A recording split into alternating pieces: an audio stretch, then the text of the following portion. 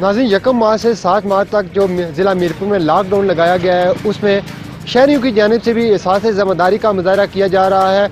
लोग बिला वजह जो है वो सड़कों पर नहीं आ रहे। इसके अलावा जो है आपको बताते चलें कि तालीमी अदारे हैं जो इस लॉकडाउन में 2 हफ्तों तक वो मुकम्मल तौर पर बंद रहेंगे। एशिया उर्दू नोश की जहाँ पर बात की जाए, वहाँ पर हफ्ते में सिर्फ 2 दिन मंगल और जुमा को एशिया उर्दू नोश की दुकानें खुलने की इजाज़त है। इसके अलावा तमाम कारोबारी मराकज़ जो है वो बंद हैं। आप देख सकते हैं कि चौक शहीदा में जो है वो यहाँ पर इंतज़ामिया की बड़ी तादाद है जो वो भी मौजूद है। पुलिस को चाको चौबंद जो दस्ता है वो भी इस वक्त चौक शहीदा में पहुँचना शुरू हो चुका है, जो कि तमाम जितने भी दाखिली और खारजी रास्ते हैं वहाँ पर तैनात किया गया है, ताकि शहरियों को जो है वो ज़्यादा से ज़्यादा आगाह किया जाए और आगाही मुहिम चलाई जाए कि जो 1 हफ्ते का जो लॉकडाउन है उसमें कम लोग बाहर निकलें। इसके अलावा यहाँ पर म्यूनसिपल कॉरपोरेशन का अमला है वो भी जरासीम कुश जो स्प्रे है वो भी साथ साथ कर रहा है, ताकि जरासीम जो है उनको ठिकाने लगाया जा सके। और दूसरी बात चलें कि ज़िले इंतज़ामिया के जो पुलिस अफसरान हैं और महकमा पुलिस के जो आला अफसरान हैं और ज़िले इंतज़ामिया है,